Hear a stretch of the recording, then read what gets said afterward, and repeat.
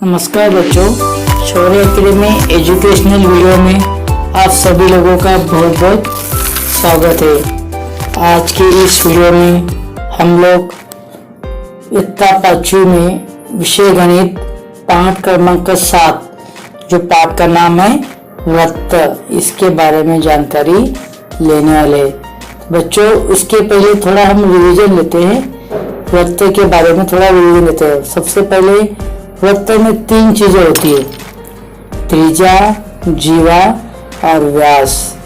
चलो पहले हम त्रिज्या के बारे में जानकारी लेते हैं। वृत्त त्रिज्या यानी क्या?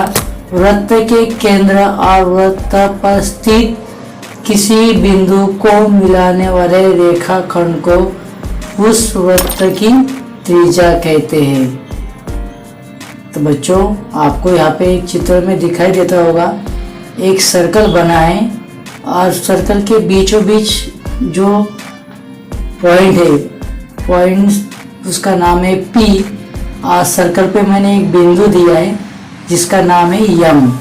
अब जब मैं P से लेकर M इसको जब मैं जोड़ूंगा तो वो उस वृत्त की त्रिज्या बनती है। क्या बनती है? त्रिज्या बनती है। बच्चों, एक वृत्त में कई त्रिज्या होती है और सभी त्रिज्या कैसी होती है? समान लंबाई की होती है, क्योंकि केंद्र बिंदु से लेकर वृत्त सभी समान लंबाई पर वृत्त बनता है। इसके लिए वृत्त में कई त्रिज्या होती है और उसकी लंबाई कैसी होती है? समान होती है। इस चित्र को देख के आपको समझ में आया होगा कि त्रिज्या किसे कहते हैं। बच्चों, अभी हम देखेंगे जीवा। वृत्त पर स्थित किन्हीं 2 बिंदुओं को मिलाने वाले रेखाखंड को जीवा कहते हैं। आपको यहाँ पे आकृति में एक वृत्त दिखता होगा और वृत्त के ऊपर 2 बिंदु है। एक बिंदु का नाम है M और दूसरे बिंदु का नाम है N।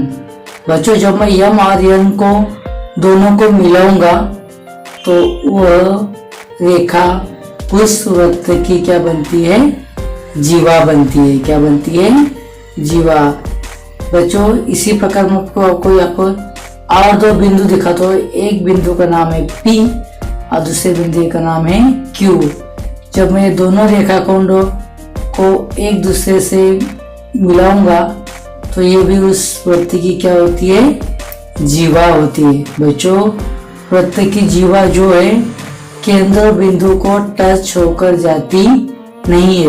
वृत्त के कोई भी 2 बिंदु को मिलाने पर क्या बनती है? जीवा बनती है, लेकिन वो जीवा केंद्र बिंदु को स्पर्श नहीं होती है, तो वही उसे क्या कहते हैं? जीवा कहते हैं। बच्चों, आपको जीवा किसे कहते हैं ये पता चला ही होगा। तो अभी हम देखते हैं व्यास। वृत्त के केंद्र से जाने वाली जीवा को वृत्त का व्यास कहते हैं। यहाँ पे आकृति में आपको 2 बिंदु दिखते होंगे, बिंदु A और B। जब मैं इस दोनों को जोड़ूंगा तो उनकी जो जोड़ते समय वो क्या होते हैं? P इस बिंदु को स्पर्श होते हैं और इसी कारण इसे कहते हैं व्यास। और व्यास जो है वृत्त के 2 भाग करता है। बच्चों, जिस तरह से वृत्त में बहुत सारी त्रिज्या होती है, उसी प्रकार वृत्त में बहुत सारे व्यास भी होते हैं। कहते हैं असंख्य व्यास। बच्चों, इन उदाहरण से आपको व्यास किसे कहते हैं ये समझ में आया ही होगा। तो चलो बच्चों, हम एक उदाहरण समझ देते हैं। आपको यहाँ पे एक सर्कल दिखता होगा और उस सर्कल में मैंने कुछ बिंदु लिखे हुए हैं और उसी बिंदु के आधार पे आज हम लोग कुछ जीवा है, कुछ त्रिज्या है और कुछ व्यास है। तो कौन सी त्रिज्या है, कौन सी व्यास है और कौन सा जीवा है रेखाखंड, वो हमें पहचानना है। तो पहले हम क्या करेंगे? त्रिज्या के बारे में जानकारी लेंगे। तो बच्चों, आपको त्रिज्या का नाम लिखना है, तो आप त्रिज्या का नाम लिखते हैं। त्रिज्या आएगी पहले OS OT OPOM, ये क्या है? सभी त्रिज्या के नाम है। उसके बाद बच्चों देखते हैं हम लोग व्यास। वृत्त में कितने व्यास हैं? 2। पहले व्यास का नाम आएगा PS और दूसरे व्यास का नाम आएगा MT। तो बच्चों अभी हम तीसरा देखते हैं जीवा। बच्चों वृत्त में एक जीवा है और उस जीवा का नाम है MN। बच्चों इन सभी उदाहरण से आपको वृत्त और वृत्त के अंदर रहने वाली त्रिज्या, जीवा और व्यास, इसके बारे में आपको पता चला ही होगा। और उम्मीद है इसमें दिए हुए सभी उदाहरण आपको समझ में आए होंगे।